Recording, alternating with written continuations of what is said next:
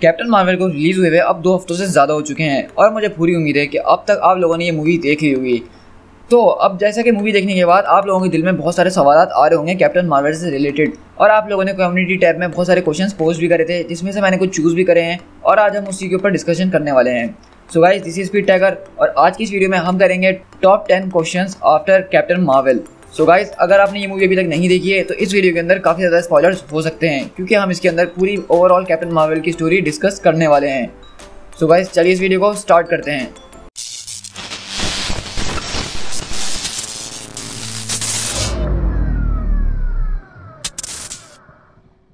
तो नंबर 10 पे जो मैंने सवाल रखा है वो मैंने रखा है गूस के बारे में। तो जैसा कि ये मूवी देखने के बाद आप सब सरप्राइज हो गए होंगे कि ये बिल्ली आखिरकार चीज़ क्या है, इसने तो हम सबको हिला के रख दिया, यहाँ तक कि निक फ्यूरी वगैरह सब हिल के रह गए थे मूवी के अंदर भी।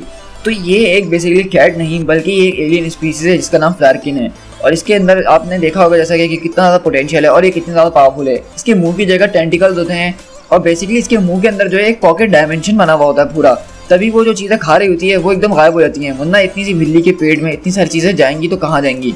तो वो बेसिकली एक पोर्टल है उसके मुंह के अंदर, जब वो चीज़ें अंदर करती है तो वो एक दूसरे डायमेंशन के अंदर चले जाती हैं, मतलब यहाँ से उनके पास एक डायमेंशन एक्सेस करने का तरीका है और वो पूरा का पूरा तरीका इनके मुंह के अंदर ही होता है।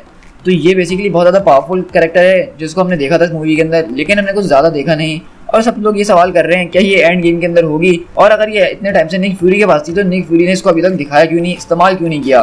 तो ये कहना तो मुश्किल है कि ये अभी भी शायद एमसीयू में है या नहीं, या इस वक्त कहाँ है, क्योंकि इस बारे में हमें कोई हिंट मूवी के अंदर नहीं मिला। लेकिन हमें ये बात जरूर पता है कि इसको यहाँ पे कैप्टन मार्वल जरूर लेकर आई थी, जो कि ओरिजिनल कैप्टन मार्वल थी। क्वेश्चन आते हैं वो हैं डेसरेट क्यूब से रिलेटेड। तो डेसरेट क्यूब को देख के मैं भी थोड़ा सा शॉक्ड हो गया था, क्योंकि पहले मुझे एक जगह खुशी हुई और थोड़ा सा गुस्सा भी आया। खुशी इस तरह से हुई कि मैंने इन्फिनिटी स्टोन को देखा जिससे मैं बहुत ज़्यादा कनेक्टेड था, लेकिन गुस्सा इस बात से आया कि मार्वल की हर दूसरी तीसरी मूवी के अंदर ये लोग डेसरेट क्यूब को ही घुसा देते हैं। मतलब हमने इसको कितनी मूवीज़ में देख लिया है, थॉर में देखा, कैप्टन अमेरिका में देखा, फिर एवेंजर्स का मेन प्लॉट इसी क्यूब के ऊपर था, फिर हमने इसको आगे जाके काफ़ी सारी मूवीज़ में देखा, जिस तरह के थॉर रैग्नारॉक में भी हमने इसको देखा, फिर इन्फिनिटी वॉर के अंदर भी देखा। मतलब हम सबसे ज़्यादा इस क्यूब को देख चुके हैं अब तक। और जब कैप्टन मार्वल के अंदर उन्होंने ये रिवील करा कि कैप्टन मार्वल को जो पावर्स मिली है वो भी एक इन्फिनिटी स्टोन से मिली है और वो भी डेसरेट क्यूब से, तो मुझे थोड़ा गुस्सा भी आया कि यार हर जगह डेसरेट क्यूब, लेकिन ये एक रीज़न समझ में भी आता है, तो इस वजह से मुझे खुशी हुई। तो उस वक्त बहुत सारे लोगों के दिमाग में ये सवाल हुआ कि डेसरेट क्यूब आखिरकार यहाँ पे पहुँचा, तो वो पहुँचा कैसे, क्योंकि वो तो थेनोस के गॉन्टलेट में होना चाहिए, क्योंकि हमने इन्फिनिटी वॉर के अंदर यही देखा था। तो सबसे पहली बात जो मैं आपको क्लियर कर दूँ वो ये है कि ये मूवी बेसिकली 90s के अंदर हुई है, मतलब ये सारी मूवीज़ का प्रीक्वल है। अभी आयरन मैन जो है वो आयरन मैन नहीं बना है, अभी थॉर जो है वो अर्थ के ऊपर नहीं आया है, अभी कैप्टन अमेरिका की बॉडी जो है वो समंदर में से नहीं निकली है। मतलब ये सारी पुरानी बातें हैं। इस वक्त निक फ्यूरी जो है शील्ड के अंदर लेवल 3 के एजेंट है, मतलब ये बहुत ही छोटा ओहदा है। तो अगर हम पास्ट की बात करें तो अगर सबसे पहले हमने डेसरेट क्यूब की अगर टाइमलाइन को देखा जाए तो वो कुछ इस तरह से है कि सबसे पहले डेसरेट क्यूब जो है ऑडिन जो है अर्थ के ऊपर लेकर आए थे और उन्होंने एक मंदिर में नॉर्वे के छुपा दिया था, और उस मंदिर के अंदर जो है वहाँ के लोग गॉड्स यानी नॉर्स गॉड्स को मानते थे। और ये चीज़ हमने देखी थी कैप्टन अमेरिका फर्स्ट एवेंजर के अंदर, जब रेड स्कल वहाँ पे आता है और वहाँ से वो क्यूब निकाल कर ले जाता है। उसके बाद तो आपको पता ही है कि रेड स्कल ने उसका इस्तेमाल करा और हाइड्रा को खड़ा करा, लेकिन उस मूवी के आखिर में हम देखते हैं कि कैप्टन अमेरिका उस क्यूब को समंदर में फेंक देते हैं जब वो खुद क्रैश करने वाले होते हैं। लेकिन उसी मूवी के आखिर में हमने ये भी देखा था कि हॉवर्ड स्टार्क यानी टोनी स्टार्क के जो फादर होते हैं, जब वो कैप्टन अमेरिका की बॉडी को ढूंढ रहे होते हैं तो उनको वहाँ पे डेसरेट क्यूब मिल जाता है। और उसकी बात फ्यूचर में हॉवर्ड स्टार्क और पैगी कार्टर ने मिलकर शील्ड एजेंसी स्टार्ट करी थी, और उसी एजेंसी के अंदर एक खुफिया प्रोजेक्ट था जिसका नाम प्रोजेक्ट पेगासस था, जो कि नासा और शील्ड दोनों के साथ मिलकर चल रहा था। और इसी प्रोजेक्ट पेगासस के अंदर हॉवर्ड स्टार्क अनलिमिटेड एनर्जी बनाने की कोशिश कर रहे थे डेसरेट क्यूब के जरिए। और इसी टाइम पे जब वो इस पर एक्सपेरिमेंट कर रहे होंगे तो क्री के लोगों की नज़र पड़ी होगी इस डेसरेट क्यूब के ऊपर, और उन्होंने अपना एक एजेंट कैप्टन मार्वल वहाँ पे स्पाई बना के भेजा और वो नॉर्मल जिंदगी वहाँ पे गुजारने लगा, और वो किसी ना किसी तरह वहाँ प्रोजेक्ट पेगासस का लीड साइंटिस्ट बन गई और उन्होंने एक अच्छा ओहदा हासिल कर लिया, जिसकी वजह से डेसरेट क्यूब का सारा एक्सेस कैप्टन मार्वल के पास आ जाता है। और इसके बाद की कहानी तो हमें पता ही है कि किस तरह कैप्टन मार्वल जो है वो एक लाइट स्पीड इंजन बनाती हैं और उसी की पावर से कैरल डानवर्स को पावर मिलती हैं। सो आई होप कि आपको यहाँ से ये क्वेश्चन आपका क्लियर हो गया होगा कि डेसरेट क्यूब इस मूवी के अंदर हमें कैसे नजर आया। और इसके बाद की कहानी तो आपको पता ही होगी कि निक फ्यूरी ने इसके बाद जब डायरेक्टर बने होंगे शील्ड के तो उनके हाथ वो डेसरेट क्यूब लग गया और उन्होंने फिर एक्सपेरिमेंट करना शुरू कर दिए थे, और उसी के बाद एवेंजर्स वगैरह के इवेंट्स हुए थे। नंबर 8 पे जो मेरे पास क्वेश्चन है वो स्क्रल्स के बारे में है कि स्क्रल्स सच में अच्छे लोग बन चुके हैं। तो ये एक बहुत बड़ा सवाल है, क्योंकि इस मूवी का प्लॉट ही पूरा चेंज कर दिया गया है। कॉमिक्स के अंदर स्क्रल जो है एक बहुत खतरनाक स्पीसीज है जो कि अपने रास्ते में आए हुए हर दुश्मन को गिरा देती हैं। वो बहुत ज़्यादा रूड होते हैं, बहुत ज़्यादा वायलेंट होते हैं। उनकी सबसे बड़ी एबिलिटी उनकी शेप शिफ्टिंग एबिलिटी होती है, जिसकी वजह से वो कहीं भी घुस जाते हैं और किसी भी बड़ी सी बड़ी जगह को इन्फ्लेट कर देते हैं। लेकिन इस मूवी के अंदर हमें ये बात पता चली कि यहाँ पे बुरे लोग दरअसल स्क्रल नहीं बल्कि क्री के लोग हैं जो कि उनको मारने की कोशिश कर रहे हैं और स्क्रल के लोग सिर्फ अपना घर तलाश कर रहे हैं। तो इससे ये हमने देखा कि इस मूवी के एंड में सारे स्क्रल्स के लोग जो होते हैं वो वापसी कैप्टन मार्वल के साथ चले जाते हैं।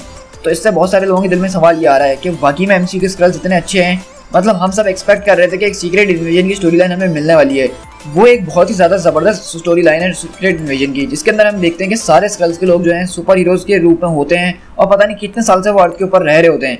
तो हमने सोचा था हमेशा इस तरह की स्टोरी आगे देखने को मिल सकती है, लेकिन यहाँ पे हमने देखा कि स्क्रल्स के लोग बहुत ज़्यादा अच्छे हैं, उनको अर्थ से कोई लेना देन नहीं है। लेकिन मैं फिर भी ये कहूँगा कि मेरा जहाँ तक अंदाज़ा है ये स्क्रल से सिर्फ कुछ ही लोग हमें दिखाए हैं। स्क्रल एम्पायर एक बहुत बड़ा एम्पायर है और ज़रूरी नहीं है कि उसका हर इंसान अच्छा ही हो, मतलब जैसे इंसानों में अच्छे लोग होते हैं और बुरे लोग होते हैं, इसी तरह स्क्रल्स में भी अच्छे और बुरे स्क्रल्स होते हैं। ये बात खुद मूवी के डायरेक्टर्स ने हमें बताई है। तो हो सकता है कि थोड़ी बहुत पॉसिबिलिटी सीक्रेट इन्वेजन की स्टोरी लाइन की हमारे पास अभी भी है।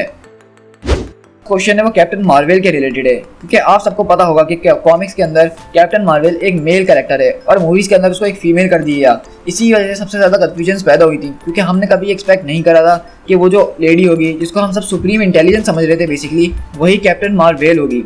तो ये चीज़ मुझे काफ़ी ज़्यादा पसंद आई, क्योंकि हम सबको ये बात पता थी कि कैप्टन मार्वल एक मेल कैरेक्टर है और हम सब उसी को एक्सपेक्ट कर रहे थे। लेकिन मार्वल ने हमारी एक्सपेक्टेशंस को चूर चूर कर दिया और कैप्टन मार्वल एक लेडी को बना दिया। और वैसे भी हमें वैसे कैप्टन मार्वल से कोई ज़्यादा लेन देन तो है नहीं, बेसिकली वो क्री स्क्रल वार और कैरल दोनों के बीच का एक लिंक था जो उनको मूवी में दिखाना था और उन्होंने वो बहुत ज़बरदस्त तरीके से दिखाया है। कैप्टन मार्वल का जो पोस्ट क्रेडिट सीन था वो आखिरकार सेट कहाँ पे है, मतलब उसकी टाइमलाइन क्या है। तो अगर आप मुझसे पूछेंगे तो मैं आपको सीधा सीधा सा आंसर दूंगा कि उसका जो पोस्ट क्रेडिट सीन था जिसमें हमने कैप्टन अमेरिका वगैरह को देखा था, वो सीधा सीधा पूरा का पूरा सीन एंड गेम मूवी से लिया गया है। क्योंकि ये बात तो कंफर्म हो गई है कि उस पोस्ट क्रेडिट सीन को जो है डायरेक्ट रूसो ब्रदर्स ने ही करा है। और अगर आपको याद हो, जैसा कि हमने डॉक्टर स्ट्रेंज का एंड क्रेडिट सीन देखा था जिसमें हम थॉर को देखते हैं कि वो डॉक्टर स्ट्रेंज से मिल रहा होता है, तो वो पूरा का पूरा सेम सीन जो था थॉर रैग्नारोक मूवी के अंदर था। तो मुझे बिल्कुल ऐसा ही लग रहा है कि वो जो सारा सीन हमने देखा है पोस्ट क्रेडिट का, वो एंड गेम के अंदर as it is same scene होगा। और उसके अंदर हमने कैप्टन मार्वल को थोड़ा डिफरेंट रूप में देखा है। वो इस वजह से देखा है कि अब उस बात को, कैप्टन मार्वल मूवी को और एंड गेम की टाइमलाइन को 20 से 25 साल गुजर चुके हैं, लेकिन अभी भी हमने यहाँ पे देखा कि उनकी जो है एज वैसी की वैसी ही लग रही है। उसकी वजह यही है कि उनको पावर्स एक इन्फिनिटी स्टोन की वजह से मिली है। तो भाई इन्फिनिटी स्टोन से पावर मिली है तो कुछ ना कुछ तो फायदे होंगे ही ना। रोनन का क्या हुआ, क्योंकि इस मूवी के अंदर हमने रोनन को एक छोटा सा रोल प्ले करते हुए देखा कि जब भी उनको किसी प्लेनेट की बर्बादी करनी होती थी तो वो रोनन यानी अक्यूजर कॉर्प्स को बुलाते थे और वो आके तबाही मचाते थे। लेकिन हमने देखा इस मूवी में किस तरह से कैप्टन मार्वल ने अपनी पावर का जलवा दिखाया और रोनन के वहीं पे पसीने छूट गए और उसने फैसला करा कि चल बेटा यहाँ से निकल ले, अपना यहाँ पे काम नहीं होने वाला। लेकिन वो जाते जाते बोलता है कि एक ना एक दिन हम जरूर वापसी आएंगे इसके लिए, मतलब कैप्टन मार्वल के लिए। तो हमें ये बात नहीं बताई गई आगे कि वो वापसी अर्थ पे आया या नहीं आया, और अगर आया तो वो कब आया और उसको रोकने के लिए फिर किसने काम करा था। क्योंकि हमने पता है कि guardian of the Galaxy movie के बाद रोनन द एक्यूजर वो मर चुका है, क्योंकि उसके हाथ भी एक इन्फिनिटी स्टोन पावर स्टोन लग जाता है। तो ये बात भी एक मिस्ट्री रह गई है हमारे पास। लेकिन इसको हो सकता है कि हम आगे फ्यूचर की मूवीज़ में देखें या हम जब कैप्टन मार्वल का सीक्वल देखें, जो कि ज़्यादातर मुझे लग रहा है कि एक प्रीक्वल ही होगा, मतलब कैप्टन मार्वल के बाद की स्टोरी उसमें दिखाई जाएगी, तो उसमें हो सकता है हम रोनन को देख लें। निक फ्यूरी की आँख आखिरकार गई तो कैसे गई।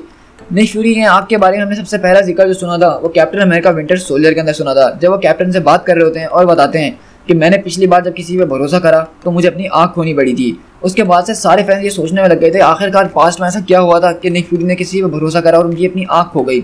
और जब हमें ये बात पता चली थी कि कैप्टन मार्वल मूवी के अंदर निक फ्यूरी होंगे और साथ में स्क्रल्स भी होंगे, और हम सब उस वक्त ये बात समझ चुके थे कि निक फ्यूरी की आँख जो गई है वो एक स्क्रल की वजह से गई होगी। और हमारा ज़्यादातर अंदाज़ा ये था कि उन्होंने कोल्सन के ऊपर भरोसा किया होगा जो कि दरअसल एक स्क्रल होगा और उसी ने उनकी ये आँख फाड़ी होगी। लेकिन मार्वल ने हमारी यहाँ पे दोबारा से सारी एक्सपेक्टेशंस को चूर चूर कर दिया और हमारा इस बार दिल भी तोड़ दिया, क्योंकि इस बार जो उन्होंने रीज़न दिया निक फ्यूरी की आँख जाने का वो मुझे बिल्कुल भी पसंद नहीं आया। जबकि ये रीज़न मैं पहले गैस कर चुका था। अगर आपने मेरा कैप्टन मार्वल का ब्रेकडाउन देखा हो जब वो गूस से मिल रहे होते हैं, तो मैंने आपको उस ट्रेलर में उसी वक्त बता दिया कि हो सकता है कि ये बिल्ली जो है यही निक फ्यूरी की आँख फाड़ेगी। उस वक्त बहुत सारे लोग हंस रहे थे और इसको मजाक समझ रहे थे, लेकिन जब ये मूवी के अंदर हुआ तो अब उनको खुद ही अपने ऊपर हंसी आ रही है। निक फ्यूरी ने आखिरकार अपना पेजर पहले क्यों नहीं इस्तेमाल किया। तो ये एक वो सवाल है जो कि आप सबके दिल में लाजमी आया होगा और ये इन्फिनिटी वॉर की मूवी देखने के बाद से सबके दिल में आ गया था। तो इसका बेसिक सिंपल आंसर जो है वो मेरी नज़र में वो ये है कि कभी भी निक फ्यूरी को कैप्टन मार्वल को बुलाने की ज़रूरत महसूस ही नहीं हुई। हमने देखा था मूवी के एंड में जब पेजर को देती है कैप्टन मार्वल तो वो ख़ास तौर पे बोलती है कि ये सिर्फ इमरजेंसीज़ के लिए है, इसके अलावा तुम मुझे तंग मत करना।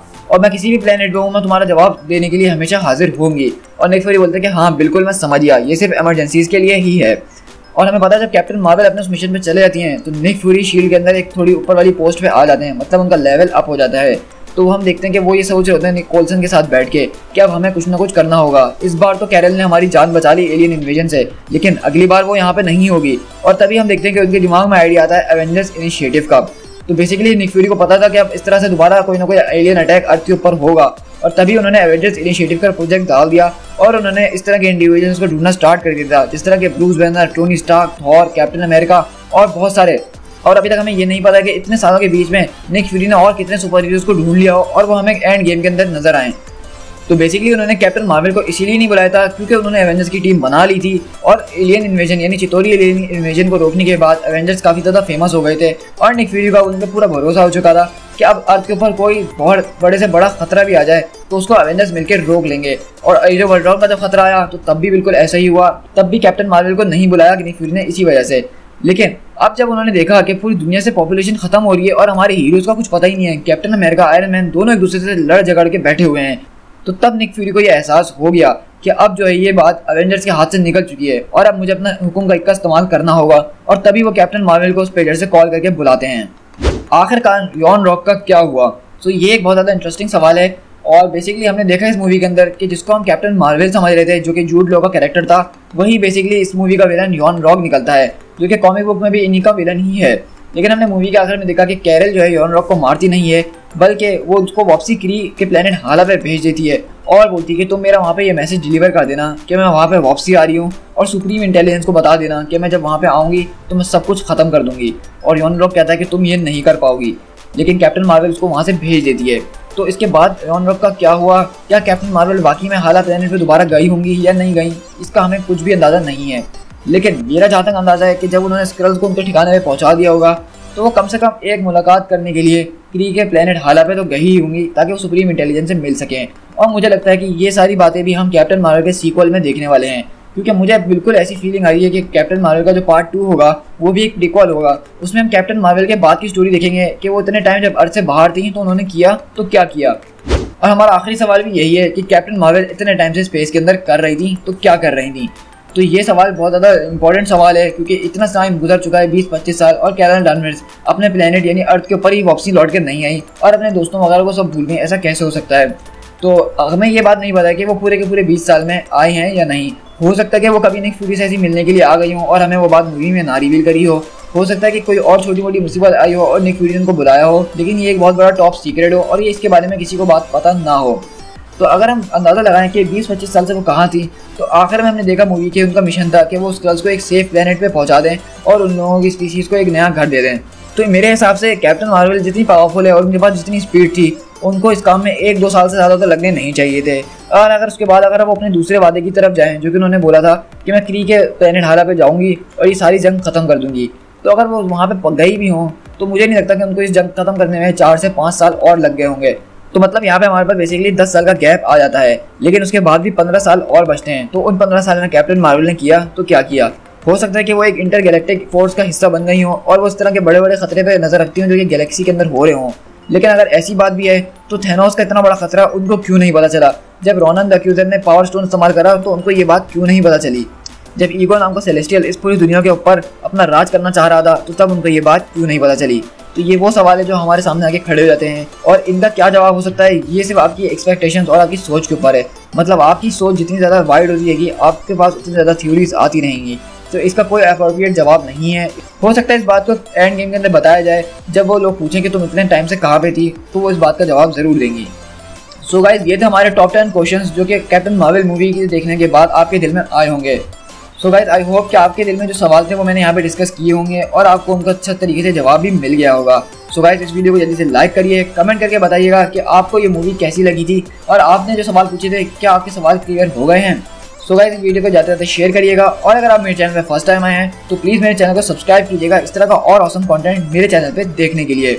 सो guys, this is Speed Tiger, मिलते हैं किसी और वीडियो में। Till then, thank you so much.